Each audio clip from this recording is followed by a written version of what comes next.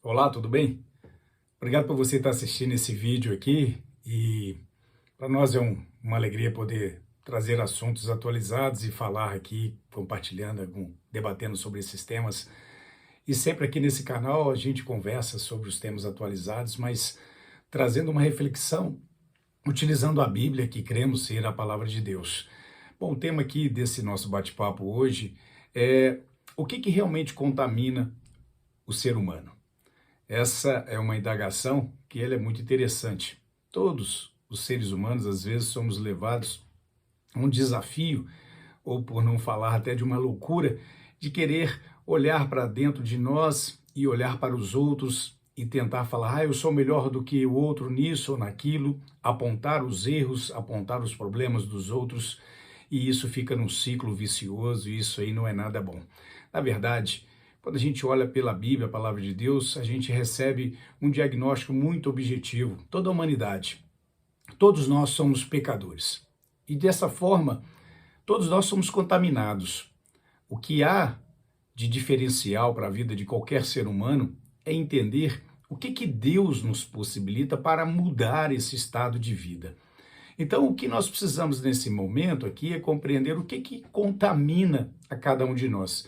E aí vamos bater esse papo aqui conversando, buscando uma experiência que os discípulos presenciaram, mais uma vez no momento público da vida de Jesus, e que aconteceu, e isso está registrado lá no Evangelho de Mateus, Mateus registra isso lá no capítulo 15, e aí aconteceu o seguinte episódio.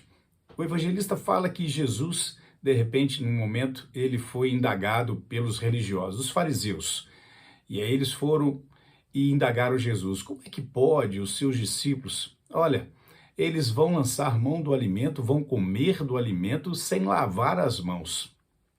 Aí Jesus olha bem para aquela situação, mais uma vez os fariseus querendo encontrar alguma situação para provocar Jesus, olha a paciência que Jesus tinha que ter com esse povo, né? E aí Jesus, ele simplesmente pergunta para eles, fala assim, olha, por que vocês estão falando assim? Não, na nossa tradição tem que lavar a mão, senão a pessoa fica contaminada. Aí Jesus fala, na sua tradição. Pois bem, então vamos falar de outro ponto sobre esse aspecto então. Existe, da parte de Deus, mandamentos. E um mandamento também que Deus deixou é amar e respeitar os pais, para que a gente possa viver com dignidade. E aí vocês respondem diante desse mandamento que se porventura alguém pegar as suas posses, os seus bens e doar lá no templo, ele fica exime de poder ter a obrigação, a necessidade de cuidar dos seus pais. Aí Jesus está apontando para eles. Então, que vocês pegam um mandamento de Deus, que é o cuidado de um para com o outro, e vocês transformam isso numa tradição. E aí que a gente sinaliza a realidade do mundo hoje, que isso é histórico. A maior parte da visão religiosa continua contaminada. Criou para as pessoas tradições, colocando sobre elas fardos pesados para que elas possam carregar diante de uma tradição religiosa, mas não desenvolve para as pessoas uma visão de intimidade com Deus, entender o real significado de um mandamento.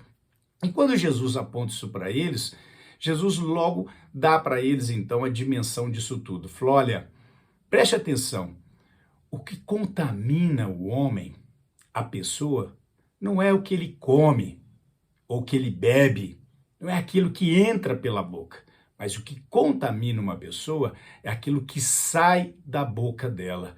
Porque quando sai da boca é porque já teve a influência da mente, do coração. E uma mente, um coração contaminado pelo mal, ele vai colocar na sua boca tudo aquilo que é da maldade. E aí Jesus fala, assim são os idólatras, assim são os mentirosos, assim são os homicidas, assim são os ladrões. Porque esse sentimento, essa atitude partiu de dentro de si.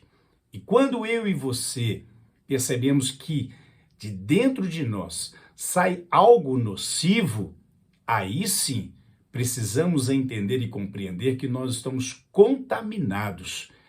E aí esse é o projeto de Deus, nos ajudar a sermos purificados.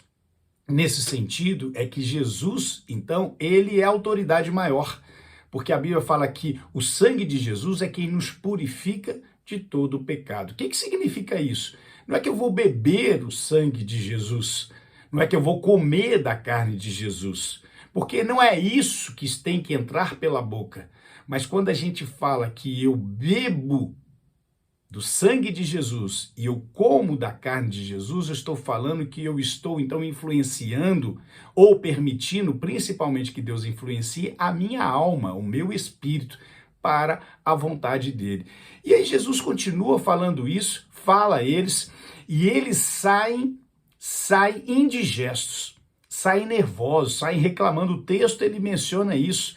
E percebe bem, o arrogante, a pessoa que quer apontar as coisas para o outro, ele não tolera ser afrontado, ele não tolera ser exposto naquilo que é a sua loucura. E o evangelho, por isso que ele é a loucura daqueles que creem, porque o evangelho ele vem nos expor o nosso lado de que calamidade espiritual. Só que ele não veio para nos humilhar, porque a humilhação que caberia a nós, como diz então o profeta, Deus colocou sobre Jesus Cristo. Ele foi humilhado, o pecado que era nosso, ele carregou na cruz e foi humilhado. E humilhado como forma de crucificação, foi morto numa cruz, que era o principal motivo de alguém crucificar alguém, é humilhar a pessoa até a morte, a destruição dela. Então Jesus foi humilhado por você e por mim, por causa do nosso pecado. Mas ele, que é Deus, ele não ficaria, ele como Jesus, humilhado, porque ele é santo e ele não tem pecado. E logo a sua santidade é a vitória sobre a morte pela sua ressurreição, para nos dar e trazer essa novidade de vida. Só que um dos apóstolos, Pedro, logo naquele episódio depois ele pergunta: Jesus, nos explica melhor essa parábola. Olha só, nos explica melhor essa parábola. Jesus não estava falando de parábola, Pedro. Jesus estava falando de uma realidade que estava na vida dos fariseus, de qualquer outro ser humano. Nem mesmo os discípulos compreenderam de maneira tão clara tudo isso que Jesus estava falando. E eu e você não precisamos dar eco a essa loucura de Pedro. Não compreender o que é o evangelho, não compreender o que é o propósito de Deus na vida de uma pessoa. O propósito de Deus para a sua vida e para a minha vida é com que a gente não se torne ou permaneça contaminado, porque a contaminação vai nos matar. Mas não é pela carne que comemos, não é pelo alimento e nem pela bebida que bebemos, mas a contaminação é da alma, pela maldade, pelo pecado. E essa Jesus veio transformar. E foi isso que Jesus falou para Pedro. E preste atenção, aí Jesus encerra todo esse bate-papo, ele fala o seguinte: olha, uma coisa é certa, aquilo que Deus plantou, ele vai colher. Mas aquilo que não é Deus que planta, ele só vai arrancar. Então, se você está sendo influenciado por tradições, se você está sendo influenciado por conceitos humanos, saia disso. A Bíblia é a nossa referência. A palavra de Deus é aquilo que nos ilumina. E aquilo que Deus nos colocou como mandamento, vou cumprir, porque é o melhor para a vida. Mas aquilo que é tradição não está em nenhum lugar da Bíblia, porque nós não recebemos um evangelho por tradição, mas nós recebemos o evangelho porque Deus plantou em nós a semente do evangelho.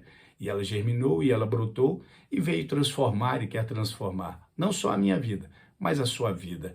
Então, siga adiante. O que nos contamina é aquilo que está na nossa alma e na nossa mente. E se não estamos contaminados, é um bom sinal, porque Deus está dirigindo a nossa vida.